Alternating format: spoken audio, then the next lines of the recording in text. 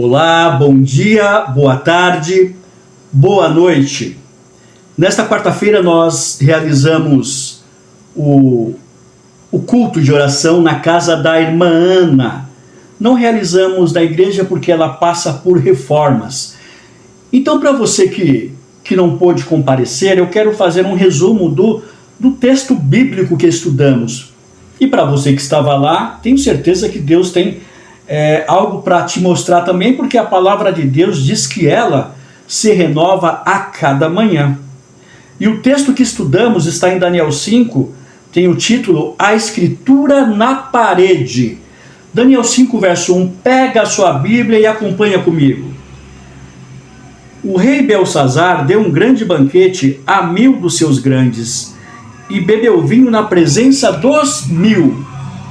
Aqui está dizendo que o rei Belsazar, rei de Babilônia, deu um banquete a 1000 dos seus grandes e bebeu vinho na presença dos 1000. Quem era o rei Belsazar? O rei Belsazar era o neto do grande Nabucodonosor. O pai de Belsazar era o rei Nabonido.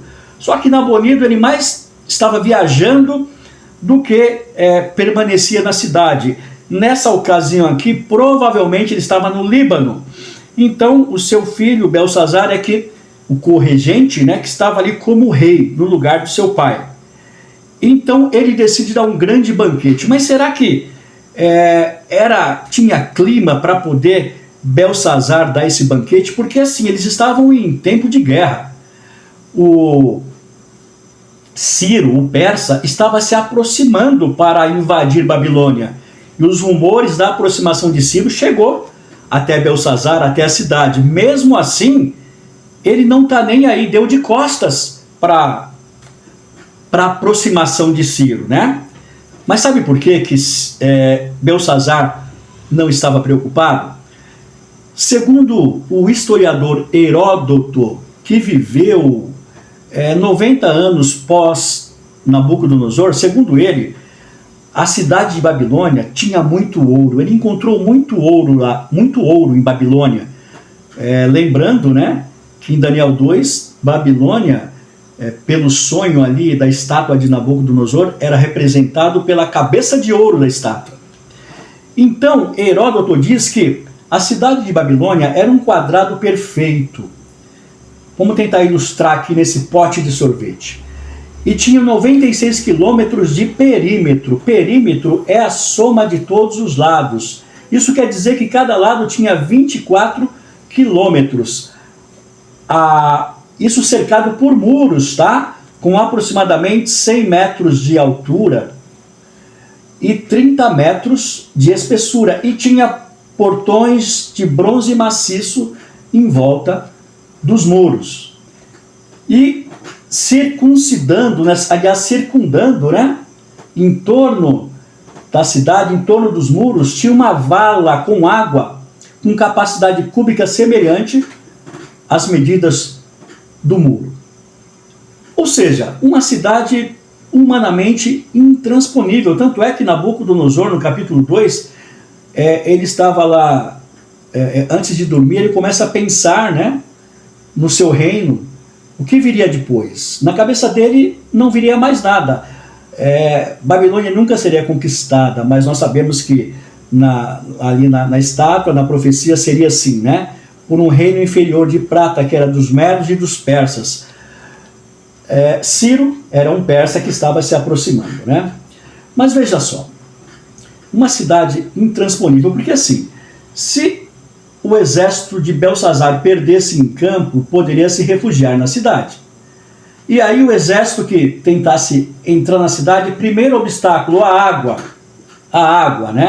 Se conseguisse passar pela água, tinha os muros, com 100 metros de altura, portões de bronze, maciço. Se tentasse escalar, os arqueiros de Belsazar matariam o exército inimigo, Não tinha como entrar. Alguém poderia dizer, mas o exército inimigo poderia sitiar a cidade, esperar alguém ter que sair da cidade, abrir os portões para trazer provisões e invadia. Só que tem um detalhe. O rio Eufrates cortava a cidade em 48 quilômetros. Esse rio Eufrates trazia vida para a cidade. A cidade de Babilônia era autossuficiente, poderia ficar mais de anos sem precisar buscar mantimentos. Por isso, o rei Belsazar estava dando de ombros para Ciro, que se aproximava, e estava dando uma festa. Mas o verso 2 ele faz algo assim horrível. Leia o verso 2. Enquanto Belsazar bebia e apreciava o vinho, mandou trazer os utensílios de ouro e de prata que Nabucodonosor, seu pai, tirara do templo, que estava em Jerusalém, para que neles bebessem o rei e os seus grandes, as suas mulheres e concubinas. Aqui está dizendo que Nabucodonosor era pai de Belsazar, mas é apenas uma expressão hebraica. Era pai por descendência, mas na verdade Nabucodonosor era avô do rei Belsazar. Então o rei Belsazar, lá em uma certa altura da festa, provavelmente embriagado com seus 1000 convidados, com as suas mulheres, com as suas concubinas, manda trazer os utensílios sagrados que Nabucodonosor havia sequestrado do templo de Jerusalém. E no verso 3 diz assim: então trouxeram os utensílios de ouro que foram tirados do templo da casa de Deus que estava em Jerusalém, e beberam neles o rei, os seus grandes e as suas mulheres e concubinas. Olha só, Belsazar começa a zombar de Deus aqui nesse momento. E o pior de tudo está no verso 4. Beberam o vinho e deram louvores aos deuses de ouro, de prata, de bronze, de ferro, de madeira e de pedra. Além de profanar ali os utensílios sagrados, glorificaram deuses falsos, né? E não glorificaram o Deus Criador. Amigos, uma aplicação para nós. Será que nós estamos tendo reverência pelas coisas de Deus quando estamos na igreja? Será que temos a ciência de que Deus se faz presente ali? Será que estamos glorificando a Deus de verdade ou glorificando a outros deuses quando faltamos com a reverência para com as coisas de Deus? Uma aplicação para você pensar. Mas voltando aqui ao texto, né? Então, Belsazar, ele simplesmente estava zombando de Deus, do Deus Criador. Do Deus de Nabucodonosor também.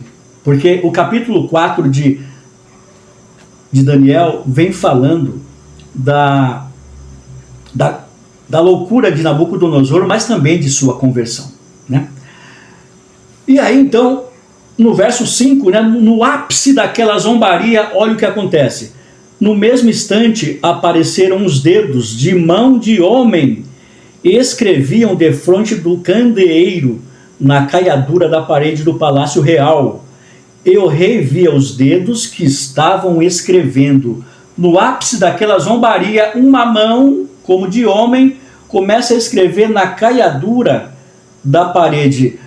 Amigos, geralmente a iluminação dos palácios antigos era precária, mas a caiadura ali era a parte da parede onde havia se passado uma espécie de cal branco, era a parte mais iluminada, e naquela parte mais iluminada uma mão aparece ali do nada e começa a escrever. Que mão que é essa, né? Lembra lá onde está escrito em Êxodo, se não me engano 31, não me lembro exatamente o texto, mas que os 10 mandamentos foram escritos pelos dedos de Deus. Nós entendemos que essa mão ali, que apareceu de repente no meio daquela festa, daquela zombaria, era a mão de Deus. E agora então, Belsazar muda o seu semblante. Verso 6. Então se mudou o semblante do rei, e os seus pensamentos o turbaram. As juntas dos seus lombos se relaxaram, e os seus joelhos batiam um no outro.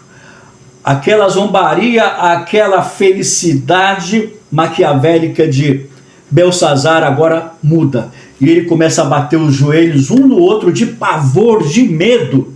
Então ele manda buscar lá no seu reino os astrólogos, os magos, os feiticeiros, para que conseguisse ler o que aquela mão escreveu na parede e decifrasse, porque era um enigma.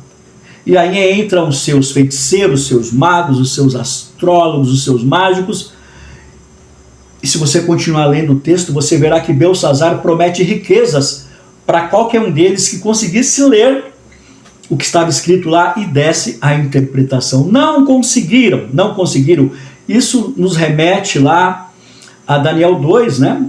Quando Nabucodonosor tem o sonho da estátua e perde o sono e pede para que entrasse lá os seus feiticeiros para falar do sonho e da sua interpretação, mas não conseguem. E aí foi quando Daniel, então, contou o sonho para Nabucodonosor e deu a interpretação. Mas aqui, Belsazzar, né, mimetizando lá, imitando o seu avô Nabucodonosor, ele chama os seus sábios para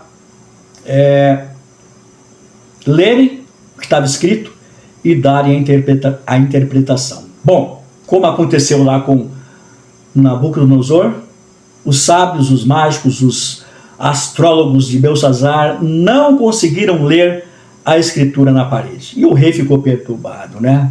Até então que a rainha mãe, provavelmente viúva de Nabucodonosor, chega para o rei e fala assim: olha, no tempo, ela fala pai, mas avô, né? Quando fala pai é uma expressão idiomática, né? No tempo do seu pai, Nabucodonosor, ele precisou também de interpretações de casos difíceis, e lá tinha um homem que tinha o espírito dos deuses, Daniel. Chama ele, porque ele já serviu a Nabucodonosor, conseguiu resolver os problemas e vai conseguir também ler esta escritura. Olha só o testemunho de Daniel. Quando falo espírito dos deuses, significa que Daniel, ele refletia a Jesus, né? Refletia a Deus. E Belsazzar então introduz Daniel à sua presença, né? E diz para Daniel: escuta, eu ouvi falar que você consegue ler o que está escrito aqui e interpretar, porque você já fez isso a meu pai, que na verdade era avô, Nabucodonosor, né? Você pode fazer isso, Daniel, né? Se você fizer isso, eu vou te dar riquezas e vou colocar você como terceiro do reino. Por que ele fala terceiro do reino?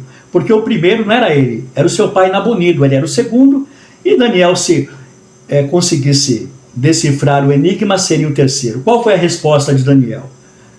Daniel diz assim, os seus presentes fiquem para você, mas eu vou dar essa interpretação. Só que antes, Daniel dá uma reprimenda em Belsazzar. Eu quero ler com vocês essa reprimenda.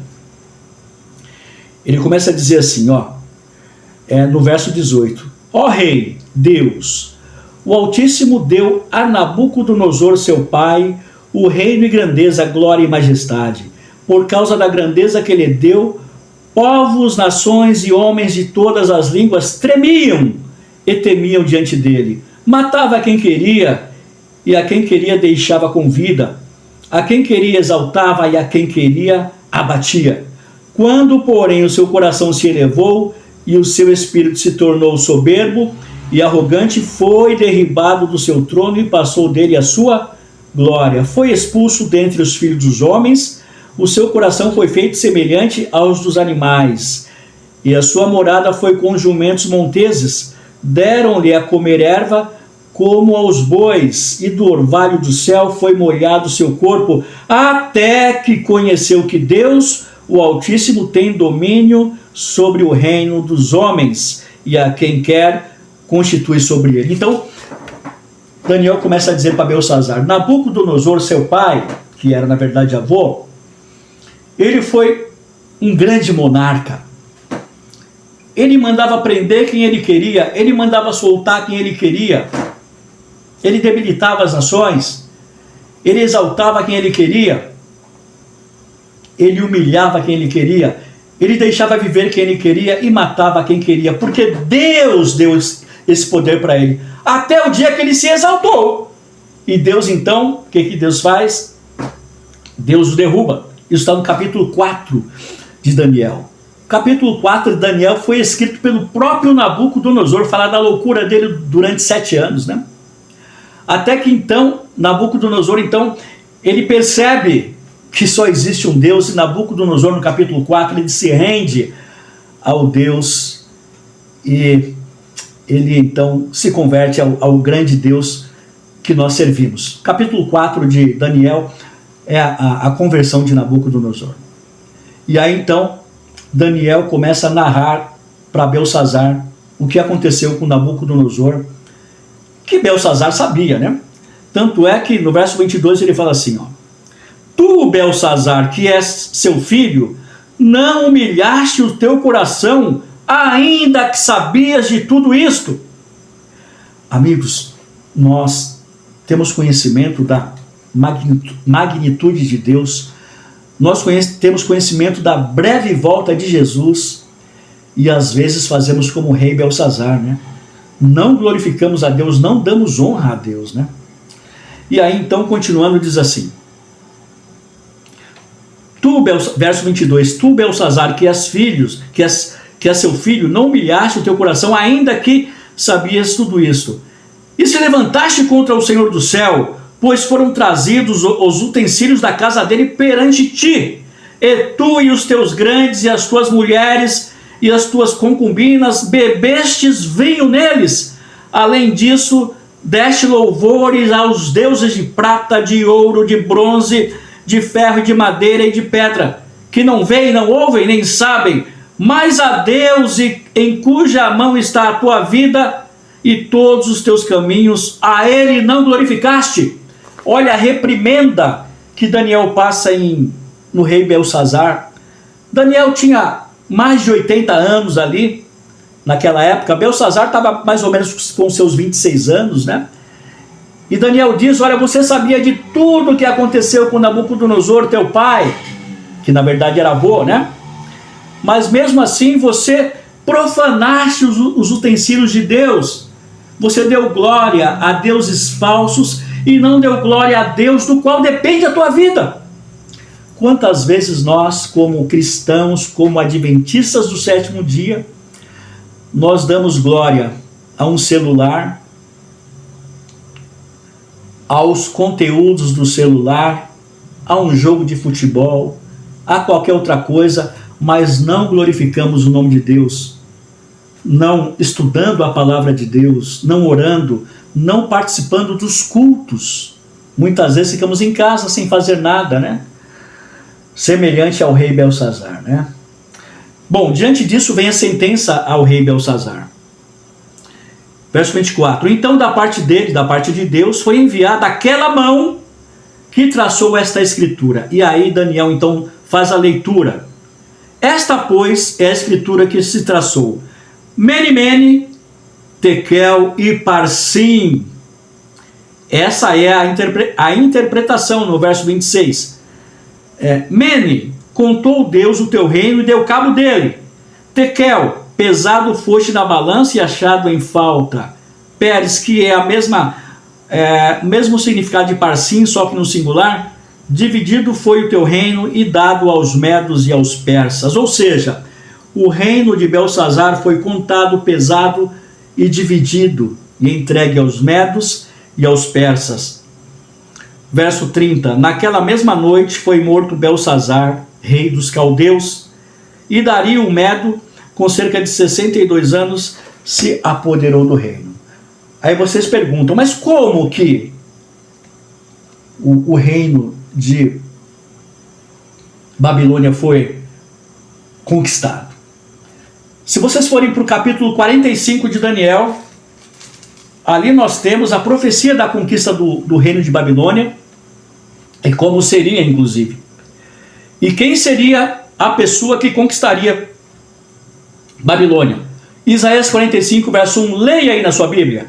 Assim diz o Senhor ao seu ungido, a Ciro, a quem tomo pela mão direita para abater as nações ante a sua face, e para descingir os lombos dos reis, e para abrir diante dele as portas que não se fecharão. Ciro, o persa, o rei Ciro, era o ungido de Deus para conquistar a cidade de Babilônia, como estava na profecia da estátua de Nabucodonosor. Babilônia passaria, viria o reino da prata, dos medos e dos persas, né? E aqui mais ou menos 150 anos antes da profecia acontecer. Ciro nem tinha nascido ainda. O profeta Isaías já tinha profetizado que Ciro, ungido do Senhor, e ele era um pagão, mas Deus o usou para conquistar a Babilônia.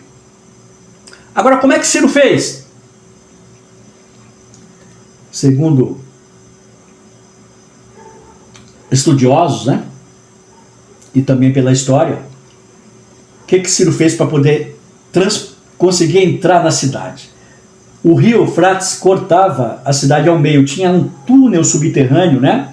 Mas não dava para entrar, porque ia morrer afogado por ali, e tinha também as portas de bronze, né? Ciro, ele marchou com o seu exército, e antes de chegar na cidade, ele fez vários canais no rio Eufrates, desviou a água, de sorte que a água baixou, e Ciro entrou praticamente com a água nos seus calcanhares, não só Ciro, como seu exército, né? Eles entraram à noite, e milagrosamente as portas de bronze estavam abertas, como está na profecia de Isaías 45, verso 1. Dizem os estudiosos que provavelmente, né, na bebedeira daquela noite esqueceram de fechar os portões, ou um portão, ou mais de um portão. Quando Ciro ele chega à noite com o seu exército, ele conseguiu passar por aquela vala, porque a água baixou, pelo túnel subterrâneo, com água aos pés. A porta de bronze estava aberta, ele entrou com o seu exército e encontrou todo mundo bêbado. Ele conquistou a cidade sem precisar guerrear, matou o rei Belsazar. E os moradores só descobriram que o reinado de Babilônia passara pela manhã, quando encontraram lá os persas dentro da cidade. Amigos, quando Belsazar deu aquela festa, ele não sabia que seria a sua última noite.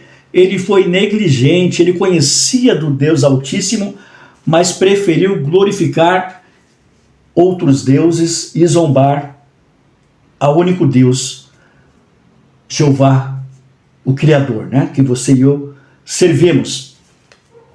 E ele perdeu a oportunidade de salvação, mesmo tendo o exemplo do seu avô Nabucodonosor. Foi a última noite do rei Belsazar, e trágico. Ele foi morto naquela mesma noite. Amigos, você já parou para pensar na última noite que você vai passar nessa terra? Salomão, o sábio Salomão, ele diz que é mais proveitoso você participar de um velório do que de uma festa. Estranho, né? Que paradoxo. Você já participou de um velório? Você vê aquele corpo inerte e você percebe que você não é imortal. Você percebe que a vida é como uma neblina, né? Tá ali, daqui a pouco não está mais. Passa rapidamente. E você começa então a perceber que você precisa se preparar para a sua morte. Porque um dia iremos morrer. Um dia passaremos a última noite aqui nessa terra. Morreremos com Cristo ou sem Cristo? Isso é o que vai decidir a sua eternidade e a minha eternidade. Quando estamos numa festa, geralmente nem lembramos de Deus. Nem lembramos. Pensamos que somos imortais, né? Mas não somos. A nossa vida aqui, ela é muito curta. E enquanto estivermos nesse mundo de pecado, tem um prazo de validade. Um dia eu passarei pela minha última noite aqui nessa terra. Pode ser inclusive hoje. Você, eu não sei quando. Mas que você e eu estejamos preparados para quando encararmos então essa nossa realidade. Caso não alcancemos Jesus vindo em nossa geração. Mas se você morrer com Cristo, não tem problema. Porque quando Cristo voltar, Ele vai te ressuscitar.